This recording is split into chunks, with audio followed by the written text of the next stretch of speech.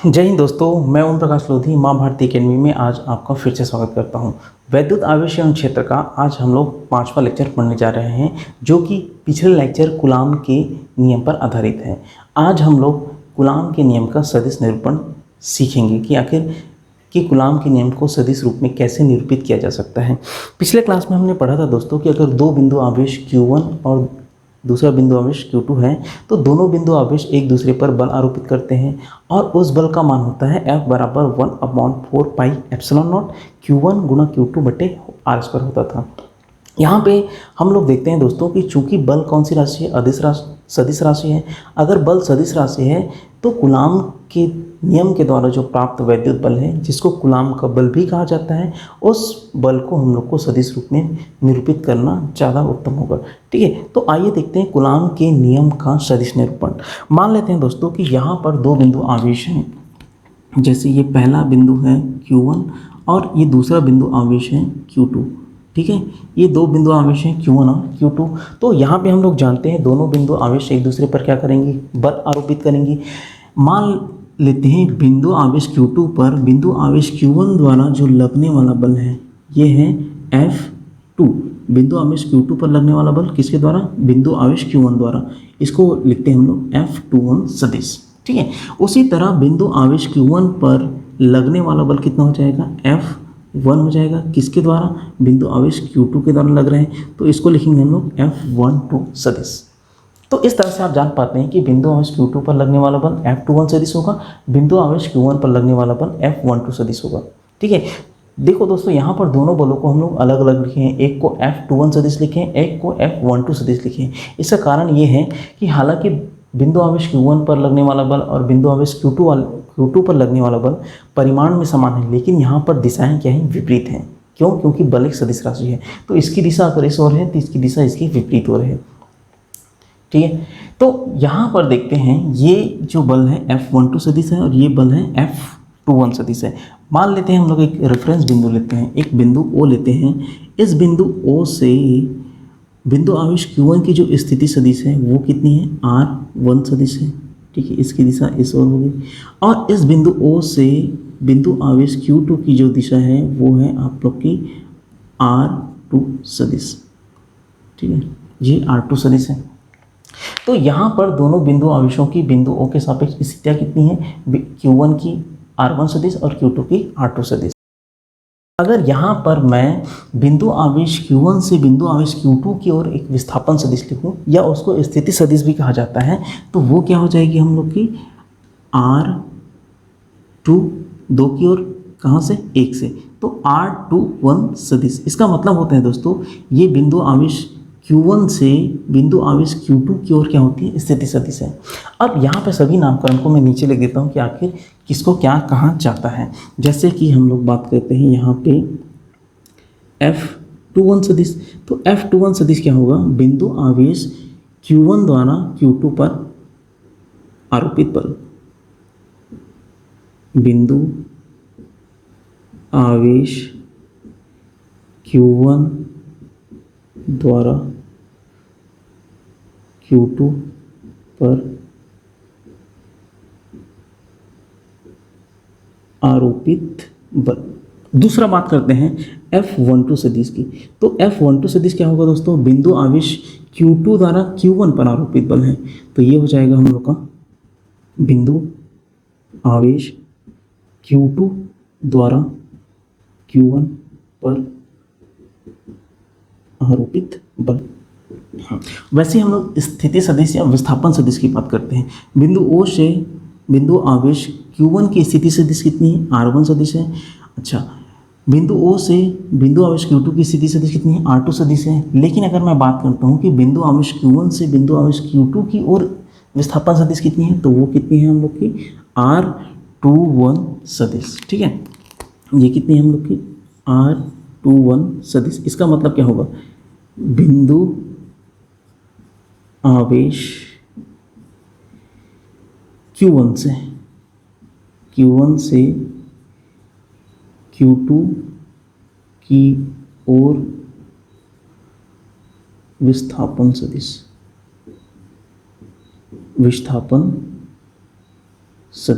ठीक है। वैसे अगर हम लोग बात करें R12 सदिश की, तो R12 सदिश क्या होता है, बिंदु आवेश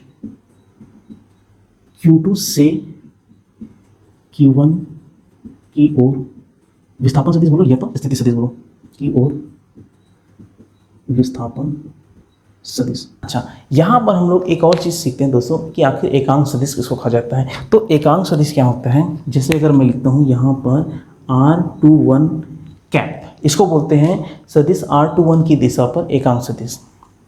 इसका मान होता है R21 सदिश बटे R21, ठीक है। इसको क्या बोला जाता है, R21 सदिश की दिशा में एकांक या इकाई सदिश बोला जाता है, एकांक सदिश कहा जाता है, ठीक है। दूसरा हम लोग अगर बात करते हैं R12 कैप की, तो ये होता है R12 सदिश बट्टे R12, ये होता है R12 सदिश की दिशा में एकांक सदिश होती है। तो इस तरह से हमने देखा कि आखिर किसको क्या कहा जाता है, F21 को क्या कहा जाता है, F12 को क्या कहा जाता है। तो F21 को दोस्तों बिंदु आवेश Q1 द्वारा Q2 पर आरोपित बल है। यहाँ पे अगर थोड़ा सा आपको ट्रिक्स की अगर बात बताता हूँ तो यहाँ पे लिखता हूँ, ठीक है। जो पहला बिंदु रहेगा उस पर लगने वाला बल रहेगा और किसके द्वारा, दूसरे के द्वारा, तो पर द्वारा अगर याद रख सकते हैं। तो जैसे यहाँ पर 2 1 देख रहे हैं, तो बिंदु आवेश Q2 पर किसके द्वारा, बिंदु आवेश Q1 द्वारा, बिंदु आवेश Q2, जैसे इसको मैं लिखता हूँ F21, तो यहाँ पे क्या है, बिंदु आवेश Q2 पर किसके द्वारा, बिंदु आवेश Q1 द्वारा। तो इस तरह से आप याद रख सकते हैं। अच्छा, स्थिति सदिश की अगर बात करता हूँ, यहाँ पर रहता है वो से, अब ये रहता है की ओर, की ओर। जैसे अगर मैं लिखता हूँ कि R21 सदिश, इसका मतलब क्या है, बिंदु आवेश Q1 से बिंदु आवेश Q2 की ओर विस्थापन सदिश, ठीक है। तो ये अगर आप लोग को दिक्कत होती होगी इसमें जानने में, तो आप लोग इसका सहारा ले सकते हैं। F सदिश क्या होगा, पर द्वारा, जो पहला रहेगा उस पर लगने वाला बल दूसरे वाले के द्वारा। यहाँ पर ये जो रहेगा पहले वाले की ओर रहेगा, दूसरे वाले की ओर से, दूसरे वाले से, ठीक है। तो की ओर से याद रख सकते हैं, इसको पर द्वारा याद रख सकते हैं। तो इस तरह से आप किसी भी चीज़ का नामांकन कर सकते हैं। अच्छा, इसको मैं मिटा देता हूँ। अब यहाँ पर देखो दोस्तों, इसको बोलते हैं हम लोग ज्यामितीय रचना। ये जो किए हैं, इसको दोनों आवेशों पर लगने वाले बल और उनकी स्थिति सदिशों का ये क्या है, ज्यामितीय रचना है। अब हम लोग बात करते हैं कि आखिर दो आवेश हैं जैसे Q1 और Q2 है, उस पर लगने वाले जो आरोपित होने वाले बल है उसके बारे में अगर चर्चा करें तो यहाँ पे देखिए, जैसे कि मान लेते हैं ये हम लोग का ये जो Q1 बिंदु आवेश है और ये वाले क्या है हम लोग की Q2 बिंदु आवेश है। इस Q1 आवेश के कारण यहाँ पे ये क्या होगी, बल आरोपित होगी, और इस बिंदु आवेश Q2 के कारण इस बिंदु आवेश Q1 पर क्या होगी, बल आरोपित होगी, ठीक है।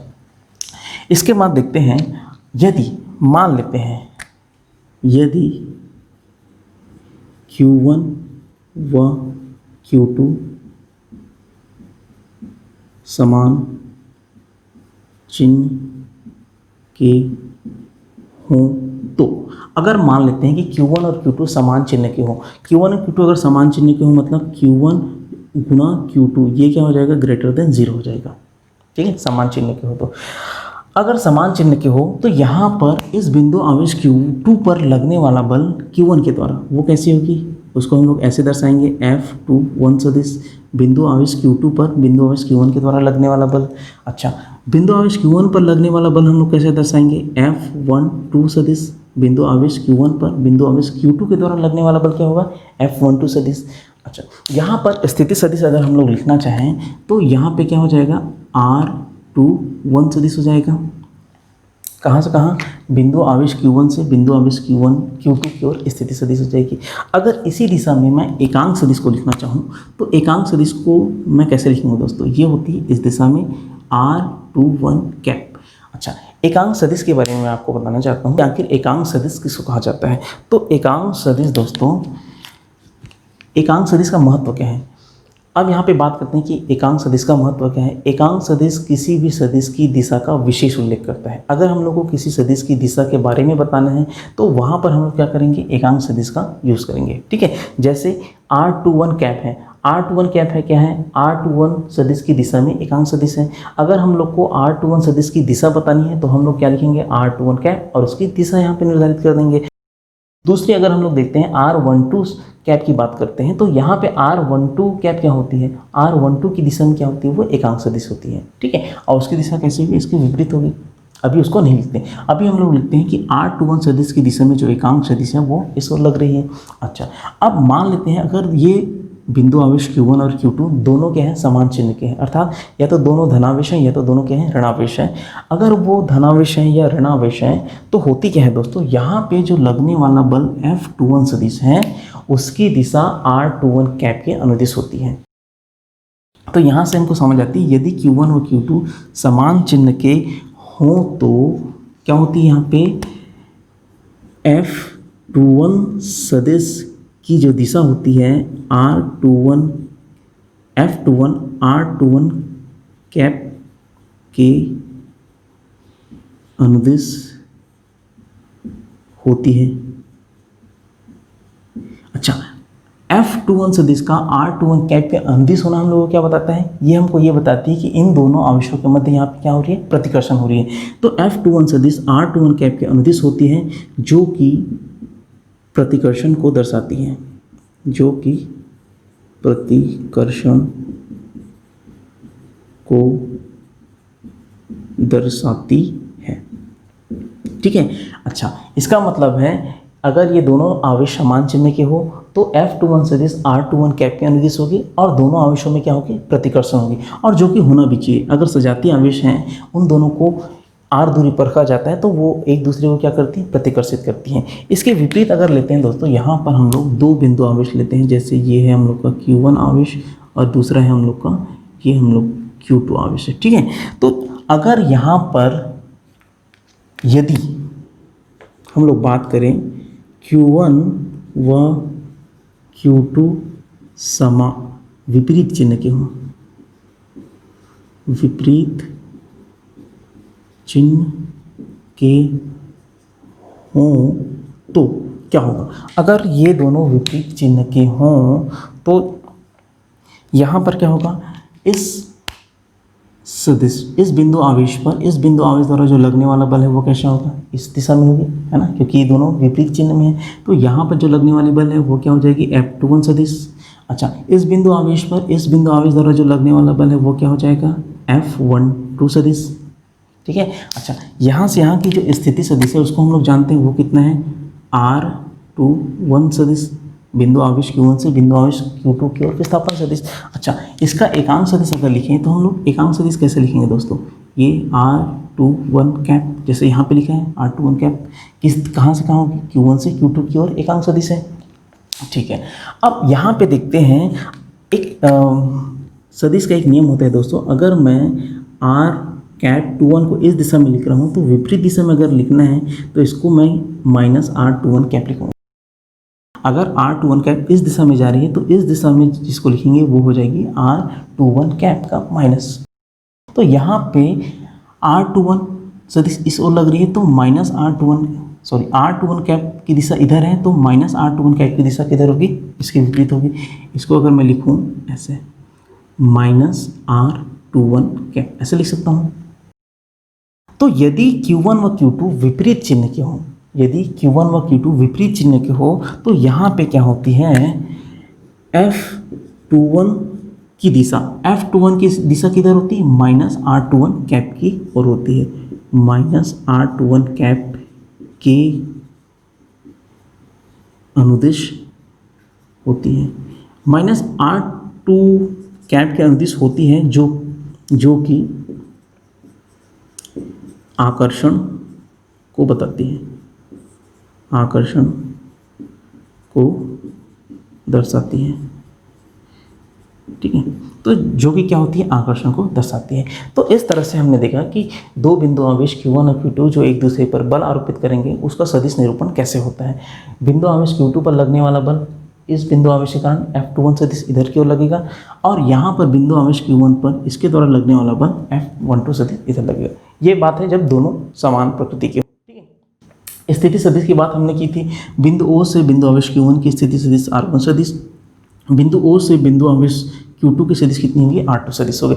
इस तरह से हमने ज्यामिति रचना की थी। उसके बाद हमने देखा था कि दोनों बिंदु आवेश अगर मान लो समान चिन्ह के हो, समान चिन्ह के हो मतलब सजातीय आवेश हैं, तो वहाँ पर F21 सदिश R21 कैप के अनुदिश लगेगी, जो कि ये बताता है कि इन दोनों में क्या हो रही है, इन दोनों आवेशों में प्रतिकर्षण हो रही है। इसके बाद हम लोग ने देखा था कि जो दोनों बिंदु आवेश हैं अगर विपरीत चिन्ह के हो, अर्थात एक धनावेश है तो दूसरा क्या है, ऋणावेश हो, तो यहाँ पर F21 सदिश की दिशा -R21 कैप की ओर लगती है। यहाँ पे -R21 कैप के अनुदिश होती है। ठीक है, यहाँ पे जो होती है F21 R21 यहाँ पे प्लस में रहेगा, प्लस R21 कैप के अनुदिश होगी।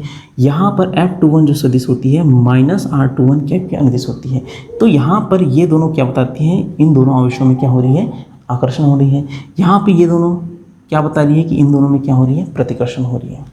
तो मुझे लगता है दोस्तों आपको यहाँ तक समझ आया होगा। अब आइए इसके बाद बात करते हैं दोस्तों कि आखिर इस बिंदु आवेश Q1 द्वारा बिंदु आवेश Q2 पर लगने वाला बल कितना है, उसको हम लोग सूत्र के रूप में लिखेंगे। अगर मैं मानता हूँ कि दोनों जो आवेश हैं धनावेश हैं, जैसे कि ये वाला कंडीशन है, तो दोनों अगर धनावेश हैं या समान चिन्ह के हो, तो यहाँ पे क्या होगा, जो बिंदु आवेश Q1 द्वारा बिंदु आवेश Q2 पर लगने वाला जो बल है, ठीक, इसको मैं रब कर देता हूँ दोस्तों यहाँ पे। अगर मैं लिखता हूं कि बिंदु आवेश Q1 द्वारा Q2 पर लगने वाला बल, तो लगने वाला जो बल है दोस्तों उसको हम लोग लिखते हैं F21 सदिश। F21 सदिश का मान कितना होता है, कूलाम के नियम से हम लोग जानते हैं 1/4 pi epsilon not Q1 Guna Q2 बटे कितना होता है ये R, यहाँ पे लेंगे 21 क्योंकि F21 ले रहे हैं तो यहाँ पे R21 सदिश लेंगे। और इसकी अगर दिशा बतानी है तो उसको हम लोग लेंगे दोस्तों। देखो F21 की दिशा किधर है, R21 दिशा के अनुदिश है, तो यहाँ पे आ जाएगा R21 कैप, है ना, R21 कैप के अनुदिश है F21। तो इसको हम लोग लेंगे समीकरण 1, ये हो जाएगा हम लोग का समीकरण 1 हो जाएगा। अच्छा, इसी तरह बिंदु आवेश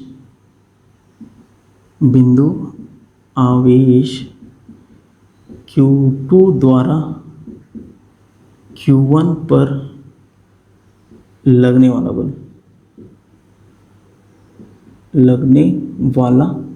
तो ये क्या हो जाएगा हम लोग का F12 बिंदु आवेश Q1 पर लगने वाला बल, इसके द्वारा 2 के द्वारा, तो ये हो जाएगा हम लोग का 1/4 पाई एप्सिलॉन नॉट Q1 गुणा Q2 बटे, अब यहाँ पे क्या लिखेंगे R12 स्क्वायर। और इसकी दिशा अगर बतानी है तो इसकी दिशा कैसे बताएंगे हम लोग, R12 कैप, F21 सदिश R21 कैप की अनुदिश लग रही है और F12 सदिश R12 कैप की अनुदिश लग रही है। यहाँ पे देखो F21 सदिश जो है R21 कैप की अनुदिश लग रही है, तो वैसी F12 जो सदिश होती है वो R12 कैप के अनुदिश लगती है। R12 कैप क्या होता है दोस्तों, R12 कैप R12 सदिश की दिशा में एकांक सदिश होती है। ठीक है, अब यहाँ पे ये हो गया हम लोग का समीकरण 2। समीकरण 1 और समीकरण 2 को अगर मैं डिवाइड करता हूँ, समीकरण 1 और समीकरण 2 को भाग देने पर, अगर मैं यहाँ पर दोनों को भाग देता हूँ तो ये हो जाएगा F21 सदिश, ठीक है, बट्टे क्या हो जाएगा F12 सदिश हो जाएगा। अच्छा, यहाँ पे क्या लिख रहे हैं 1/4 pi epsilon not Q1 Q2 बट्टे R21 स्क्वायर। अच्छा, एकांक सदिश कितना दिख रहा है हम लोग को, R21 कैप।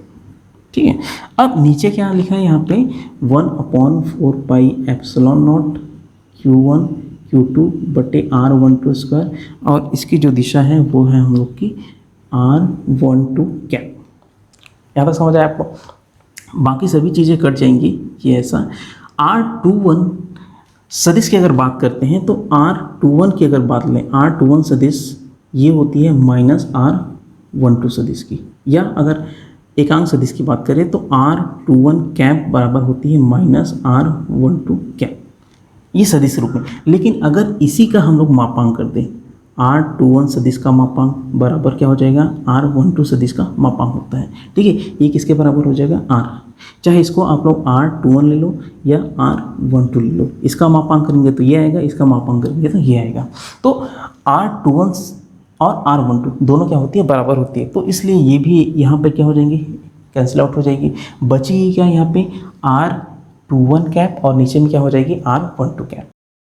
तो यहाँ पे इसको मैं लिखता हूँ तो हो जाएगा आप लोग का F21 सदिश बटे F12 सदिश बराबर क्या बचेगा उधर आपका R21 कैप बटे R12 कैप। थोड़ी देर पहले मैं आप लोग को बताया था दोस्तों कि R चूँकि क्या होती है यहाँ पे R21 कैप जो होती है माइनस होती है R12 कैप की, है ना। अब इसका मान अगर हम लोग यहाँ पर लिखें तो होने वाले क्या है, यहाँ पे F21 सदिश बटे F12 सदिश बराबर क्या हो जाएगा, माइनस अगर R21 कैप है उसको हम लोग क्या लिख सकते हैं, माइनस R12 कैप लिख सकते हैं, और बटे क्या हो जाएगा R12 कैप यहाँ पे ऑलरेडी है।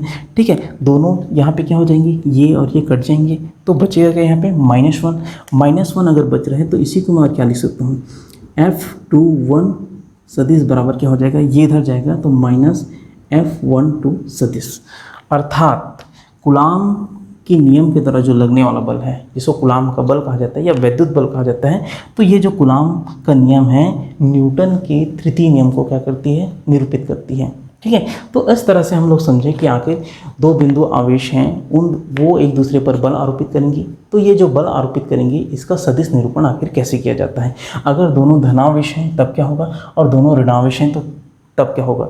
तो दोनों अगर धनावेश हैं या समान प्रकृति के हैं तो एक दूसरे को प्रतिकर्षित कैसे करती है, और दोनों अगर विपरीत आवेश के हैं तो वो एक दूसरे को आकर्षित कैसे करती है। तो वो हम लोगों ने सदिश के निरूपण के हिसाब से जाना। आइए दोस्तों अब इसके बाद बात करते हैं अध्यारोपण के सिद्धांत की, अर्थात बहुल आवेशों के बीच लगने वालों बल की। अभी तक हमने पढ़ा था कि दो बिंदु आवेश हैं, उनके बीच जो लगने वाले बल है उसको हम लोग ने निकाला था, वो किसके सहायता से, कूलाम के नियम की सहायता से।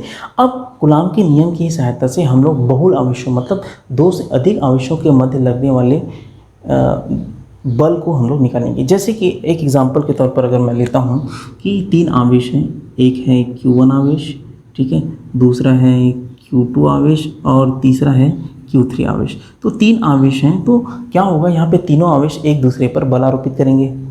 यहाँ तक समझ आए आपको।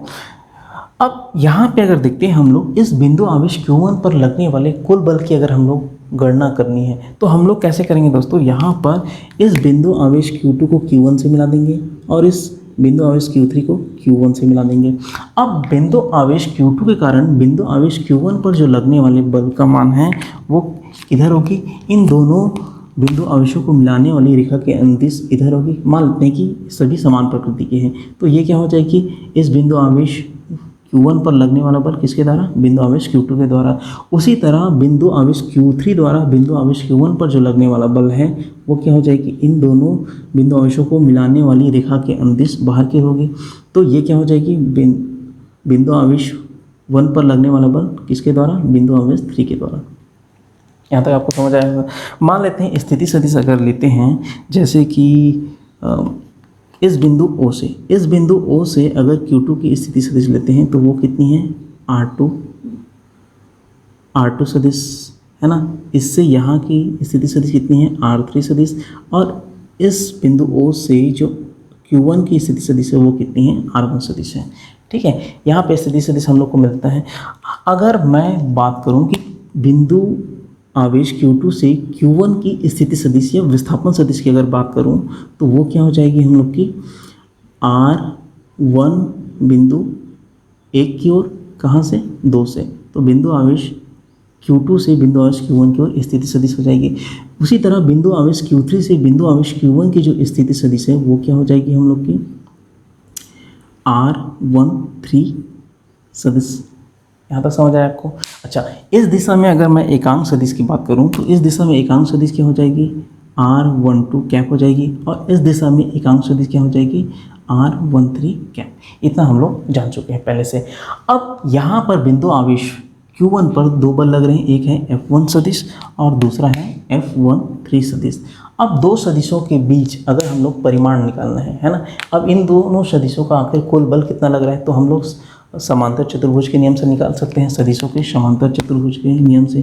तो ये कितना हो जाएगा, ये कुछ इस तरह से होगा ऐसे, और इसका मान बोलते हैं F1 सदिश है।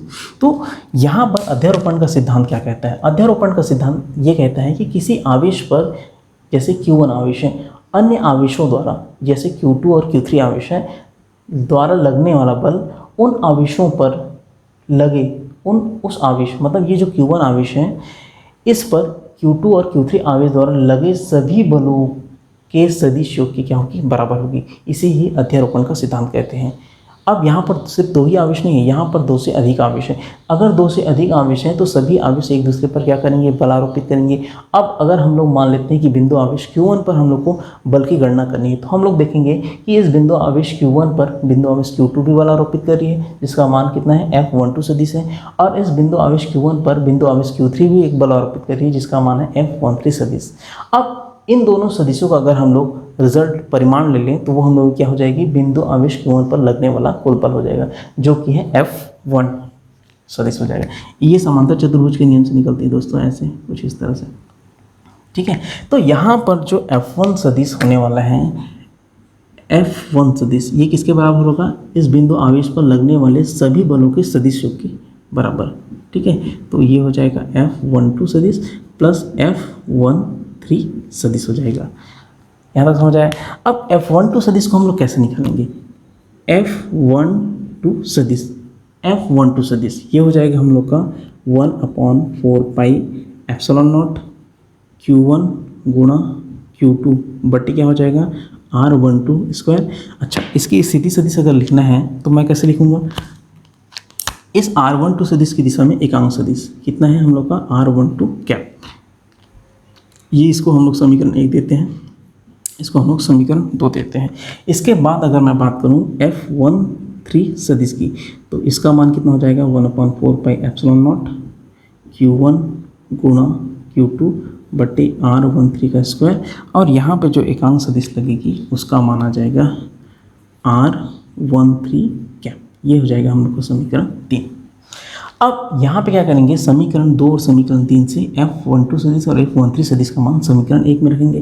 तो समीकरण 1 से तो समीकरण 1 से जो F1 सदिश है उसका मान कितना आ जाएगा आप लोग का, 1/4 पाई एप्सिलॉन नॉट Q1 गुणा Q2 बट्टे क्या हो जाएगा, R12 स्क्वायर। और इस दिशा में लगने वाली जो एकांक सदिश है वो कितना है, R21 कैप।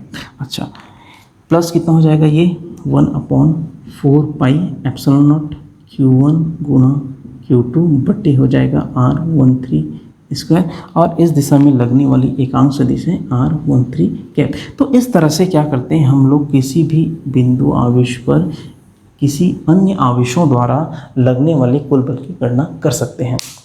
अब हो सकता है यहाँ पर एक और आवेश हो Q4, तो वो भी अपना एक बल आरोपित करेगी। अब वो बल किधर होगी, इन दोनों बिंदु आवेशों को मिलाने वाली रेखा की अनुदिश हो जाएगी, ठीक है। तो इस तरह से समस्त आवेशों द्वारा किसी एक आवेश पर लगने वाले बल उन सभी आवेशों द्वारा उस आवेश पर लगने वाले बल के सदिश योग की क्या होती है, बराबर होती है। इसी को बोलते हैं दोस्तों अध्यारोपण का सिद्धांत।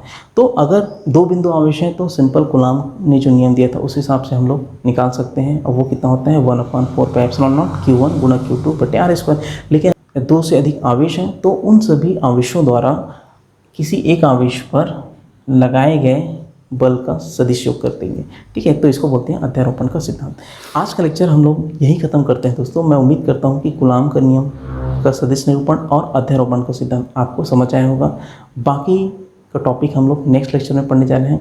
तो अगर आप हमारे चैनल में नए हैं तो प्लीज़ इसे सब्सक्राइब कीजिए, शेयर कीजिए और अच्छा लगे तो लाइक कीजिए, और भारत के सभी ज़रूरतमंद तक इसे पहुँचाने की कोशिश कीजिए। तो मिलते हैं दोस्तों नेक्स्ट लेक्चर में। जय हिंद।